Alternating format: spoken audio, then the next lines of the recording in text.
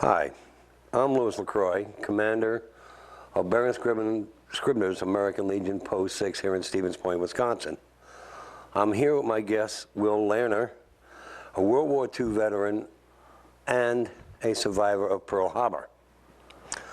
Will, this isn't the first interview that you've been doing, and you've been doing it for quite a while. No, Louis, I've been talking to school kids all around the state and into Minnesota, and I've been on a number of television programs, so I guess that this is kind of old thing for me, but I enjoy every time I do it. So, okay, let's begin then. Okay, well, I suppose I should tell you actually when I got in the Navy. I was born and raised in St. Paul, Minnesota, July 19th, 1921. And at that time, I grew up in St. Paul, and when I was 17 years old, I always wanted to go to sea. And so when I was 17, I said to my dad, will you sign the papers so I can go to the Naval Reserve, go in the Naval Reserve. He says, well, what are you going to do there? And I said, well, you know, times are tough. This is 1938. And I said, it's tough to get money. It's we're just coming out of this depression.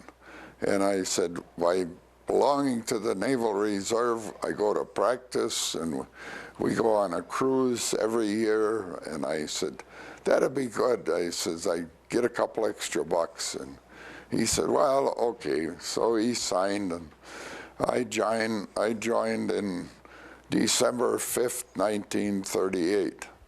And we went down to the practices, and we had, I think, about twice a month we used to meet.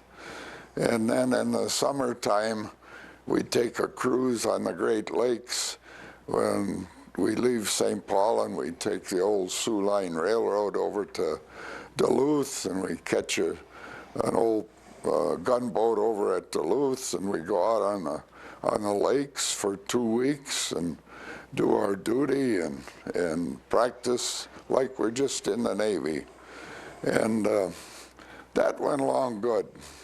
And you also got a few bucks, you know.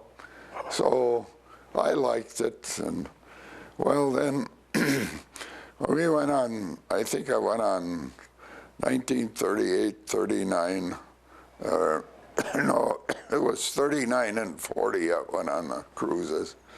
And then 1941, January, we got called up for active duty. And of course, that was a big thing coming up with all the boys. We had 85 in our group. And our job was to go out to California and get an old World War I destroyer, and hopefully put it back in commission and get ready. That was during the national emergency. So anyway, we did that. We took the old Sioux Line out to California, and what a better place to be than California because of the cold weather. I think it was close to 30 below when we left Minnesota.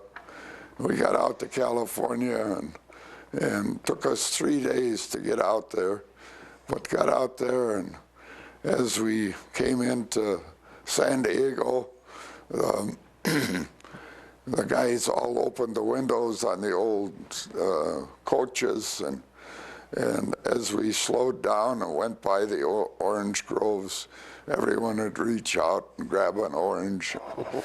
That was something different for us guys. So. But anyway, we got then at San Diego destroyer base, and they checked us in there. We went and saw everything, And then they put us aboard this old ship that was docked alongside the dock. And seemed like it was an old timer, because half the stuff was gone off of it. They had recommissioned some of the other ships, and by doing so, they had taken stuff off of this ship. So we were kind of lucky, because whenever they took off, we had to get new parts. So they made new parts for the ship. So that's the way it worked out for us. Well, that was in February, February of '41, that we finally got the thing ready to go. And I think on March, we took it out for a shakedown cruise, and came back in and had a few things to do, and different parts that we had to recondition. But finally in March, the end of March, we left for Hawaii. And at that time, anyone leaving or getting duty in Hawaii, that was really good duty. Yeah. And guys would well, I always say they'd sell their soul to get back to Hawaii. And Hawaii was something. Well, anyway, we left San Francisco, went down to San Francisco, left San Francisco, and about a day out of San Francisco, we hit the worst storm that they had in the Pacific for a long time. It took us 9 days to get over to Hawaii, 2,100 miles. And at times we never thought we'd make it, because the ship was rolling so, and we were all alone. And but we finally made it, and weather cleared up, and we got into Hawaii about 9 days later. Wow. And we got into Pearl Harbor, and they assigned us to number 1010 dock. There was a dock there that we used to tie up to. Then we'd tie up to other docks along the backside. And anyway, there were 4 of us: the Allen, the Chew, the Schley, and the Ward. And that was Hawaiian Sea Frontier Division. And our job was to patrol the entrance to Pearl Harbor back and forth. And we'd take 1 week at a time. And we'd go out on Saturday morning at 7 o'clock. And that was our duty, to patrol back and forth by the entrance to Pearl. So that took care of us for almost a year, I think it was. And when we didn't have any patrolling to do, we'd probably visit some of the other islands. Mm-hmm. And so we were lucky we made all the islands in the Hawaiian chain, and had liberty at different ones. Had a good time. And that was really good duty, I thought, although it was a little monotonous, because you got tired going back and forth for 7 days at 5 or 6 knots, a very slow patrol, day and night, the same old thing. And every now and then you'd run into a school of fish, and they'd drop a depth charge or 2, and we'd have fish for dinner. But that proceeded, took care of us for, well, the first, up until November. Well, in July, I might say, back in July, there was warnings of of war coming on or of something. So then we started using ready ammunition, and we started firing the ready ammunition, the real ammunition. And we'd fire at targets out at sea, and we had maneuvers with the rest of the fleet, and we would maneuvers with submarines and have marine sound tracking and such.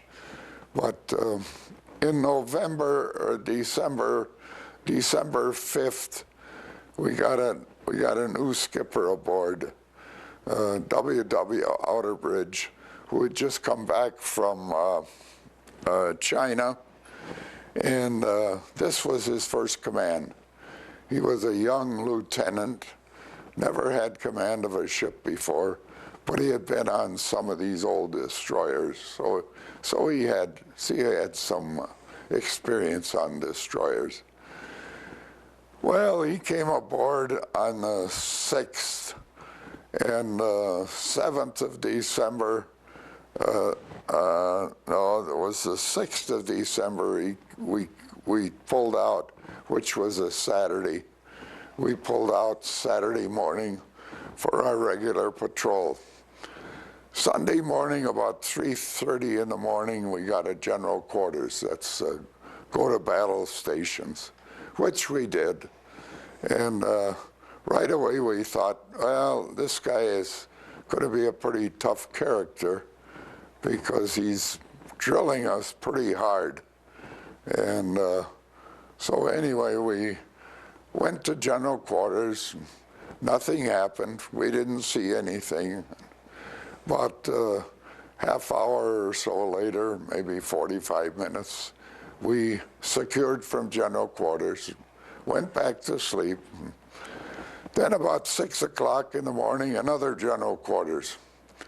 Well, we thought, boy, this guy is really going to be tough. What are we going to do with him?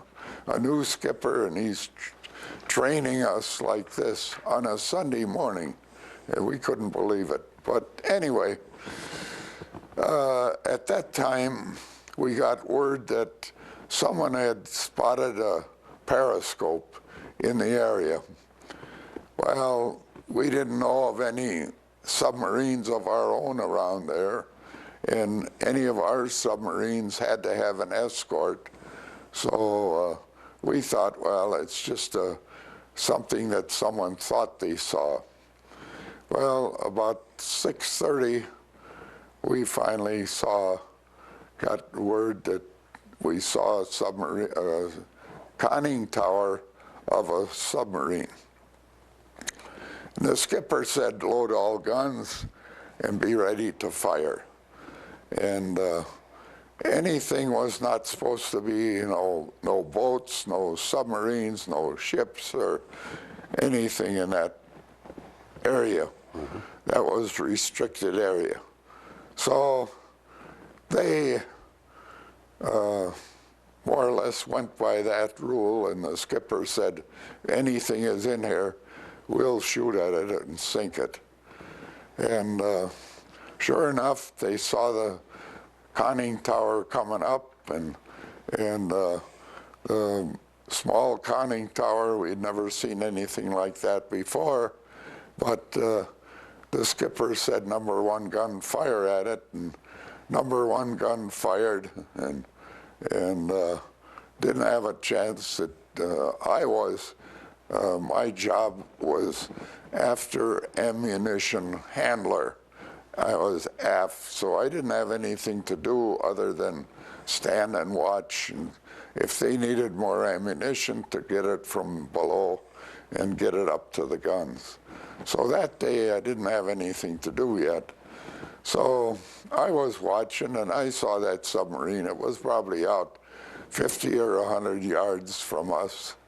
And I saw the first shell that went over the conning tower, and the water splashed.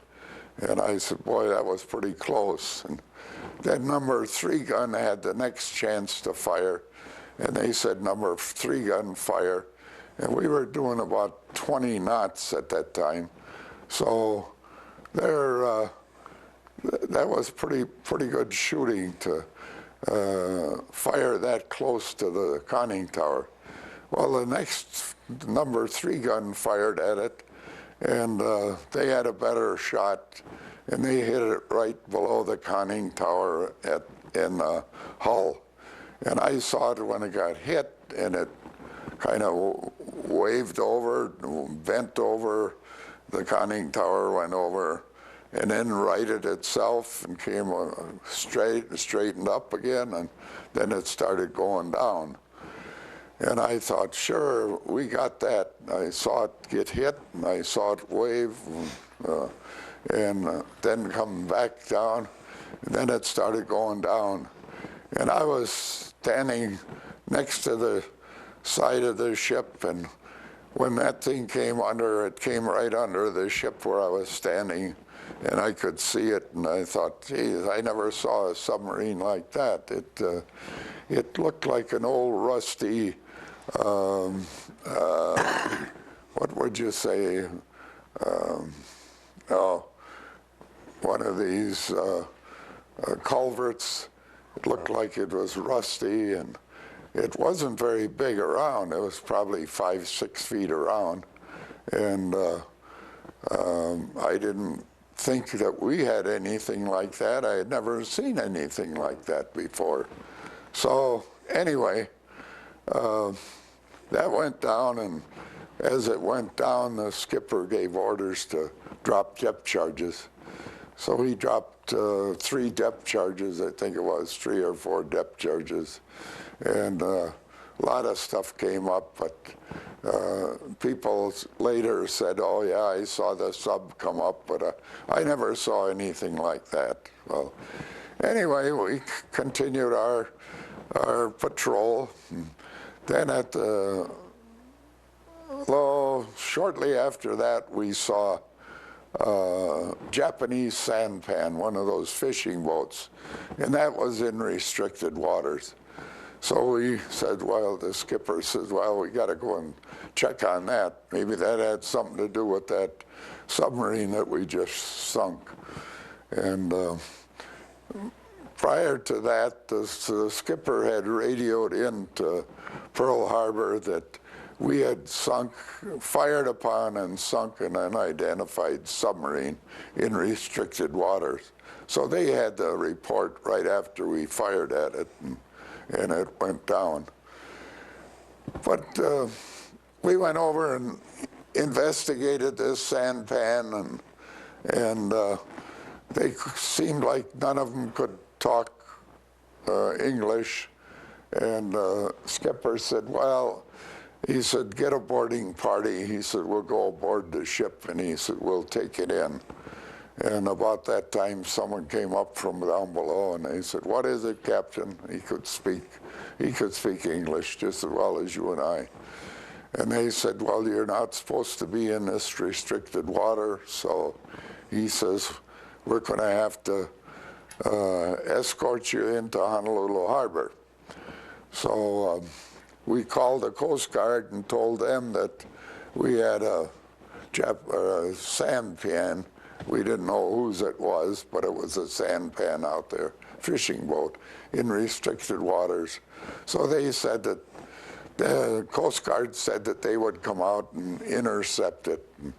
And we started back with the sampan. And about that time, we saw a lot of commotion going on in Pearl Harbor. Planes were diving, and a lot of smoke, and we thought, well, the Army is practicing today, but why would they be practicing on a Sunday morning? You know, we couldn't imagine why they were doing that.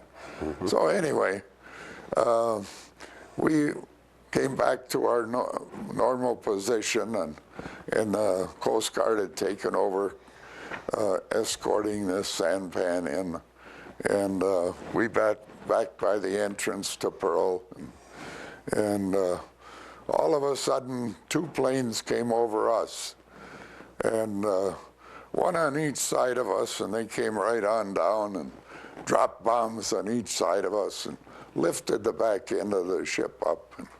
then we knew what it was. We could see the markings of the Japanese, the red ball on there. It's surprising they didn't hit us, they didn't strafe us, and those were the only two that came near us, and they dropped down, and that was it. And after that, they took off and went back to Pearl. But we knew then that we were at war, because that was the first indication that we had seen Japanese planes. Well, we continued our patrol back and forth, and naturally we had a lot of sound contacts, submarines or whatever, and dropped depth charges. Finally, about 1 o'clock, noon, this was about 8 o'clock that the planes came over us. And finally, about noon, we ran out of depth charges. So that meant that we had to go back into Pearl and get depth charges. So we went back into Westlock, which is the ammunition depot there. And we went back into Pearl and loaded up with some more depth charges and went back on our patrol. But that's when we saw all the damage. The ships were burning, the bodies were in the water, and water was all full of oil. Oil was burning on the water, and we didn't realize when they dropped the 2 bombs on us how bad it was in there. But about 1 or 2 o'clock, we saw the damage that they had done. So we went back on our patrol, and naturally, the rest of the day was picking up sub contacts and dropping.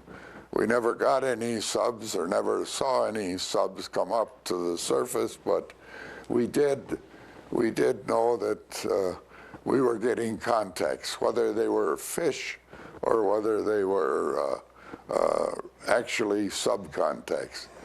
But later on, I found out, but 39 or 40 years later, I found out that they had a lot of subs around there.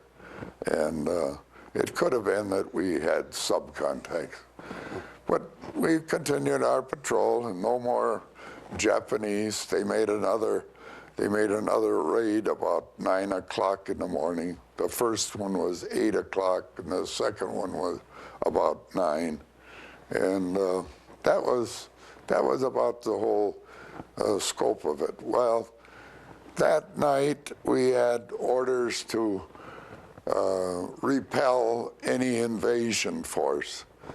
Well, we were an old World War I destroyer with a 4-inch gun, 4 4-inch guns, and we had a few new destroyers out there with us then in the evening. But if any invasion force would have come in, I don't think we would have been able to hold them off. But luckily for us, they didn't. So anyway, we continue that, and the next morning came and they had no invasion. And then I was back to the regular duty of patrolling for a week and then going into port for a week, and maybe going out with the naval forces and doing some war maneuvers or practice. And so we had a lot of training in the next, you might say the next year, because that was December of '41. And in December or January, they ordered us back to the States to have a reconstruction of the ship. They were going to make us into a fast transport. And that was a destroyer, attack destroyer transport. And we went back to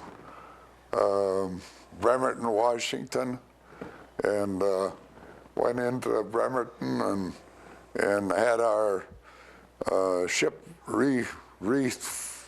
refigurated, you might say. They took all the torpedo tubes off. We had 12 torpedo tubes on. They took the 12 torpedo tubes off. They took the 4-inch guns off. They put new Y guns on for the depth charges. They put 3-inch anti-aircraft or dual-purpose guns in place of the 4-inch. They put 20-millimeter guns on us, and so we had a pretty good armament then. And they took number 1 and 2 forward stacks off, took the boilers out, and made troop space for us. And that was in February, I think, of 42. And by March we had, I think within 6 weeks, they had us all refigured and repainted, painted us green camouflage. And when we got that green camouflage, we knew what was happening then. We were going out to the South Pacific. So they loaded us up with mail for Pearl Harbor, and we took some men back to Pearl. And when we got back to Pearl, they took different people off of our ship because we didn't need the water tenders anymore, because we had enough water tenders aboard with the 2 boilers gone, and machinist mates and firemen and stuff, and they got transferred to other ships, and so we were all set to go, and it wasn't long, and we supplied, they fixed us up with supplies and loaded us up, and away we went on to the South Pacific. Well, we went out to Fiji Islands and left stayed one day at the Fijis, I think it was. Then from there we went, of course we had to go across the equator, and that was a big celebration, because once you go across the equator, if you've never been across before, you get the initiation. You're either a pollywog or a shellback, and once you're a pollywog until you cross the equator, and then you're a shellback after you take the initiation. And that initiation is sometimes is quite severe. They shave your head and give you oil shampoo with some of this dark number 4 oil, which is almost like tar, and takes you a couple of weeks to get rid of all that tar in your hair, or which you don't have much of it left. But anyway, then the next thing, we crossed the international date line, and that was another initiation. And then we got into New Caledonia, and went in there and took on more supplies, and stayed there, I think, about 2 days. And after that, it was ship us down to Guadalcanal. And Guadalcanal was just in the infancy then. They had a lot of sea battles there at Savo Island, and we got into, luckily we didn't get into any of the big sea battles, but we had a lot of ships that were sunk there, cruisers and aircraft carriers, and our job was to pick up troops and jump to the next island after Guadalcanal was secured. And so we did that, and we were based at Guadalcanal for the next 13 months. And then after 13 months, I think we came back to New Caledonia, and we went into dry dock, and they inspected the ship there. That was about, that must have been 6 months or 13 months later, I guess it was. I thought it was 6 months, but I think we were there for 13 months before we finally got back to New Caledonia. But then we got back there, and they put us in dry dock, and the guys were a little dismayed and not too happy about being up at Guadalcanal so long. And when we got into New Caledonia, they put us in dry dock, and we had to do chip and paint on the bottom of the ships. And some of the guys were pretty over-energetic, and they put a chip and hammer through the side of the ship. And there were inspectors there, and they said, this ship is not seaworthy, so we'll patch it up and we'll send you back to the States. And this skipper heard about that, and he says, listen, we came out here to fight this war. We didn't come out here to go back to the States. And he says, well, all right, if that's the way you feel, then we'll patch you up and paint the bottom of the ship up, and as soon as that's done, back to Guadalcanal. So that's when we went back to Guadalcanal, and we stayed there until Guadalcanal was secured, and all the other islands up there that we made Monda, we made New Georgia, we made Columbagera, and everyone in the line. We made all the landings up there, and finally, after all the landings, they said, well, you guys are ready for a little R&R. So they sent us back to New Caledonia, New Caledonia, and we got orders to go to Sydney, Australia. We went to Sydney, Australia, and we spent 10 days leave in Sydney, and that was a good vacation for us. After the 10 days, we got supplied up again, and away we went and came back, and instead of coming back to New Caledonia, we went right to New Guinea. And that was our job then. We started at Buna in New Guinea, and started the push to the Philippines. So we started making one landing, and then another landing, and then another landing, and then another landing. And we kept making landings all the way from there, all the way to, trying to think of the place that we were, but Hollandia, that was the last big push in New Guinea, and then they got a big base started there in New Guinea. So then we made landings from Hollandia on up to the smaller islands, and finally in 1942, 43, first part of 43, I think it was. We got ready for the landing in the Philippines, and our job was naturally to land the assault troops. We had the first wave of everything whenever we went into a landing. We went into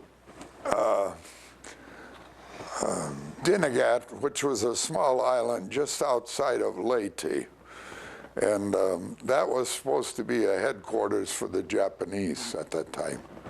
So we made a landing there with underwater demolition team, and also with clearing the mines we were to clear the mines and also Army troops to take over that island. And we got that secured, but we ran into a big typhoon at that time. So we lost one boat, went ashore, couldn't get back off. The boat was damaged.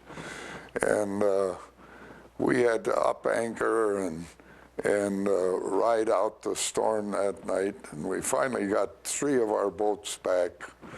And that was the 17th of October, I think it was, before the big force came in. The big force came in on the 20th of October in 1943.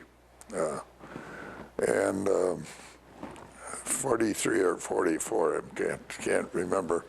It's so long ago that, but I've got 44, 43, yeah, and we made all those landings, and at 44 that was, we made landings at Atapi, Sador, Bayak, Cape Ganzapur, Sansapur, Moratai Island in 44, and the big landing was Dinagat was October 17th, 44. So I was just a year off. But then we went back to Hollandia after that landing and picked up more troops and shuttled them back to the Philippines. And that was our job from then on, back and forth to the Philippines. And finally in December or November of 44, we left Hollandia with some more troops and went up to Leyte, and then we were stationed out of Leyte from then on, and that was in November. So then we made back and forth. We made landings or made trips back and forth to New Guinea, bringing troops back and forth from November into December. And December 6th, we made a trip to go to Ormoc Bay, and we left on Saturday night. I think it was the 6th of December, Saturday night. And if it was, probably wasn't Saturday night, but left the 6th of December and went to Ormoc Bay. And then the 7th of December, we landed troops at Ormoc Bay, 9 o'clock in the morning. 9 o'clock, we had all our troops off. And then we were to screen and look for submarines and screen for the other ships. And about 10 o'clock in the morning, big Japanese force came in, and they had 11 transports that they were landing troops at Ormoc. We had landed behind the Japs to cut them off from our troops, and the Japanese were landing troops to reinforce that bunch. So, and along with that, they had a lot of air cover. So anyway, with the air cover, they had big twin-engine bombers and Zeros coming in. But we saw planes coming in, and we were just cruising back and forth, screening for these other ships for submarine detection, picking up subs if we could. We never picked up anything. But that was about the time that we saw about 6 or 8 big twin-engine bombers come over. They flew right over us and went over to the beach to bomb. And then they picked out different ships and dove into them, kamikazes. And we saw one destroyer that got hit. It dove right down, straight down into it.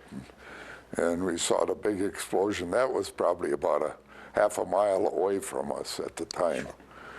And then after that, they figured that they would come over and check us out.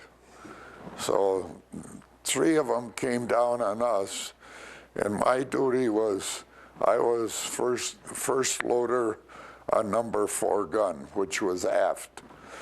And what they would usually do is they come down on the aft end of the stern of the ship, and they'd try and come down there, and they'd crash land on the deck, and they'd slide along the deck and kill as many people as they could. Well, they came down on us on the tail end, and 3 of those twin engines came down. And we shot 2 of them down, and the 3rd one kind of veered away from us, and the skipper was zigzagging the ship at the time, so he was watching the ship, or watching the planes, and trying to get away from them, and that one plane took off and came into the side of the ship and hit us right in the right where the troops were, right below deck, right where the forward, well, aft of the bridge, just after the bridge. And she went right in and exploded inside the ship. And one motor came off and flew out the other side of the ship. And we, of course, had a big fire in there then. And we couldn't do anything about the fire. We tried putting it out. We couldn't put it out. And there were about 6 of us that went down and got off the gun. I got off the gun and went down and tried to help put out the fire. There were about 6 of us, and finally the skipper said, "Abandon ship. We're gonna take off. We're gonna leave the ship. And we can't save it." And so we were still fighting the fire, the 6 of us, and the skipper came alongside, and he was in a boat and going to another ship. And he said, "What are you guys doing here?" And we said, "We're trying to save our home."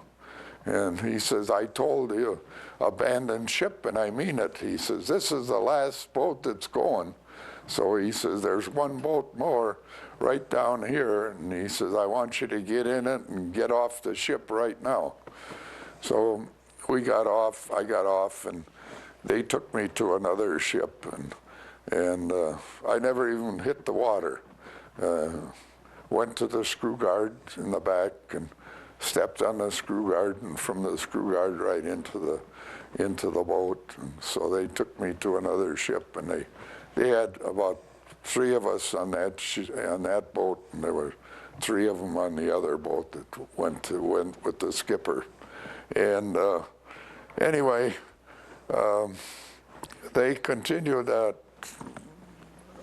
Planes were all over, and I thought that we were going to get sunk in the 2nd ship that I went on. And he missed and dove into the water, and so that about took care of it. But that day, our ships and our Air Force shot down over 99 planes. Wow. That they had.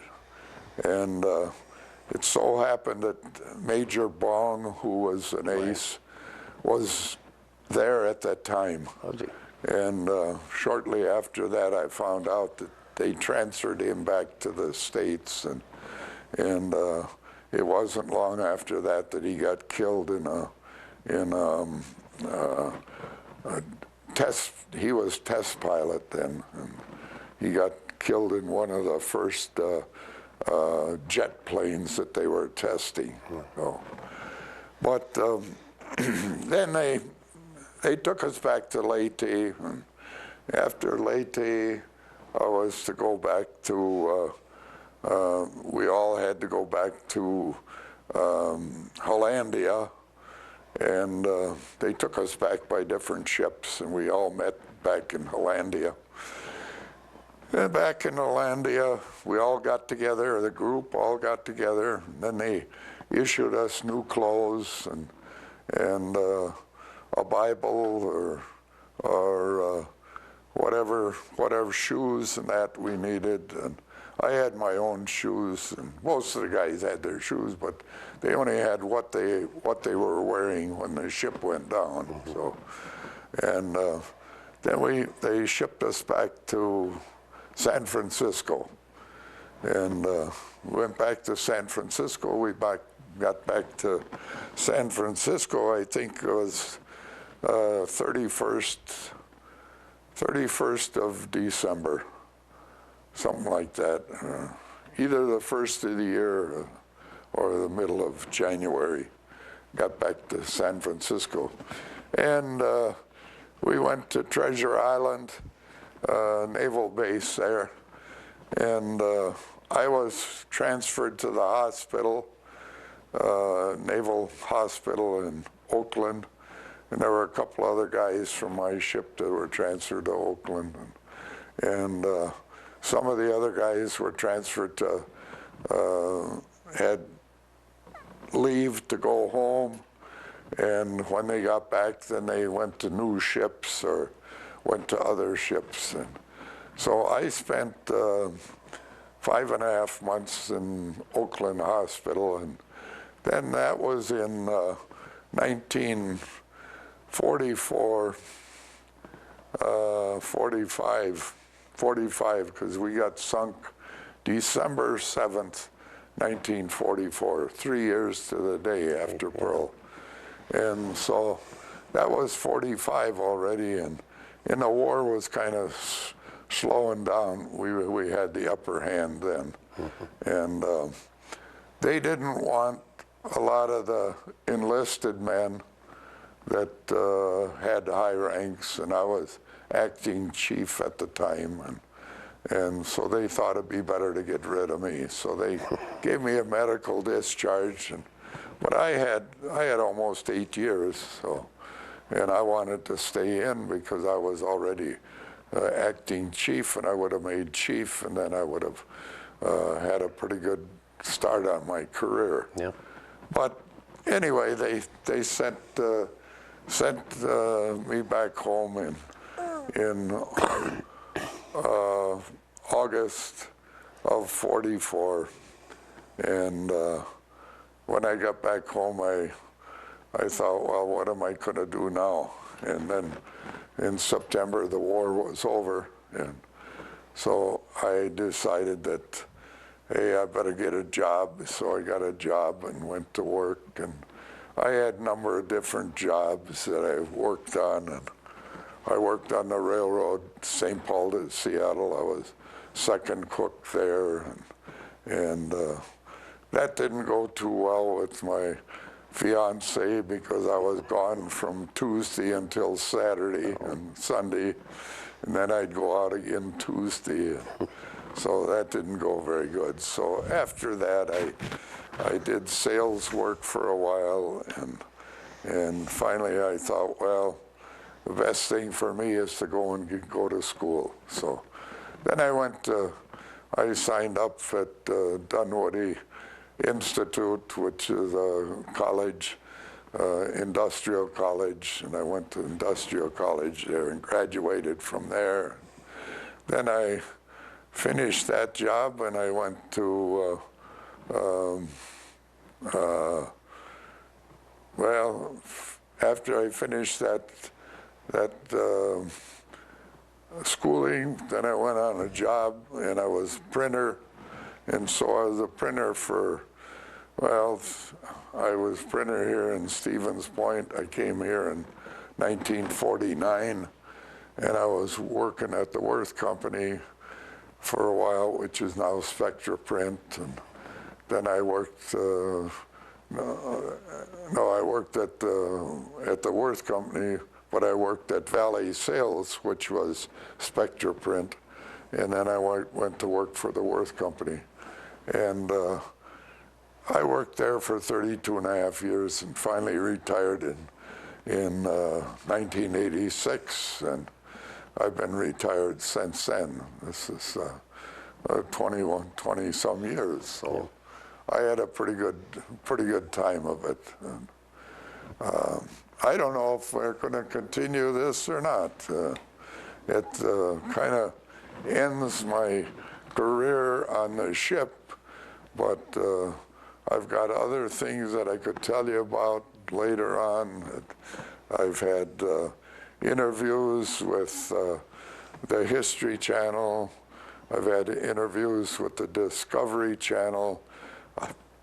I've had interviews with National Geographic, and they've done documentaries, and so they've all done a lot of different documentaries on the sinking of the submarine, an hour and 20 minutes before the attack.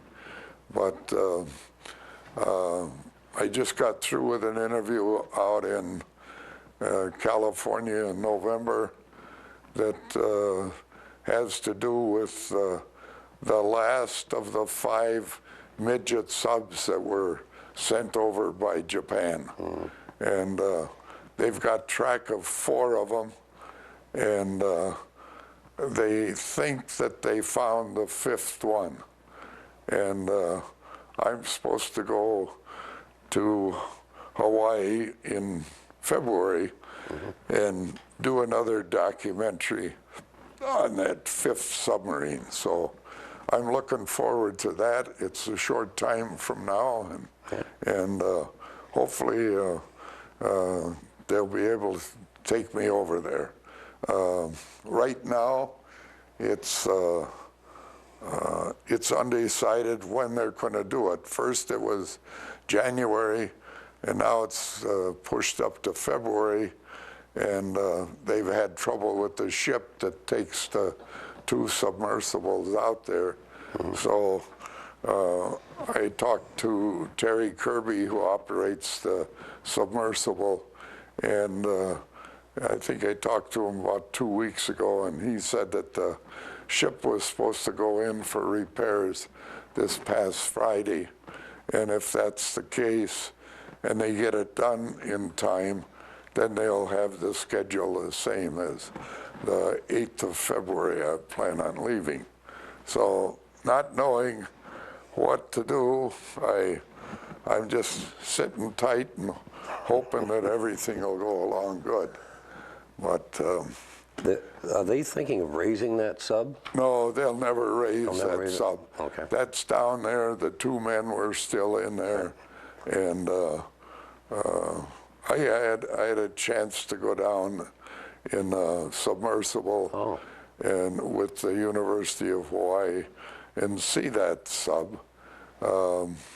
We went down 1,200 feet down in a submersible, and we were down for about 3.5 hours. So, and that was the best thing that ever happened for me, because to get down there and look out the porthole and see that sub and see the hole where we hit it with the 4-inch gun, that was really great.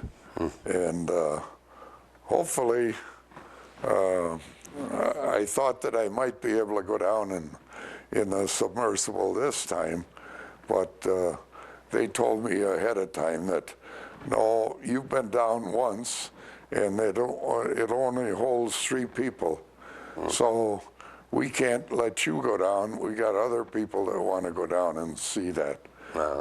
Now this is what they think the 5th submarine that they found, and it's in pieces, so they don't know whether or not it's the right one. But that's the reason that they're going over to photograph that and get more information on it. So I'm anxious to go, but whether or not they'll let me is another thing. So, I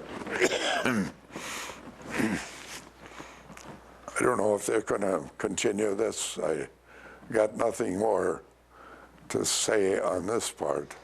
I'm sure that we'll be having other interviews, and we'd love to have you back to continue with more information that you may have. I could tell you about my trip with National Geographic when we went looking for that sub. I went with Bob Ballard, who found the Titanic, Right. and then I was with the History Channel, and then I was with Discovery Channel when I went down in the sub, and when the university found the sub, Ballard never got to find that sub. So, but that's about it. But that'd be fine. I'd be willing to come back anytime. Okay. And if I could, I'd dwell on the time when I went with Bob Ballard. Sure. And I could tell you about the time when I went down with Discovery Channel also. So whatever is best for this. Well, we definitely will be getting in touch with you. Yeah. And Will, I want to thank you very much for being here and for your presentation. And we look forward to doing this again. Well, I enjoyed it. I'm getting so that I enjoy getting before the camera. So, A regular celebrity. well, I'm not a celebrity. I'm just lucky that I'm alive. Yeah, well, But thank you very much. You're quite welcome. And I would like to thank you all for watching this program, and a special thanks to the community television for helping make this program possible. Thank you, and good day.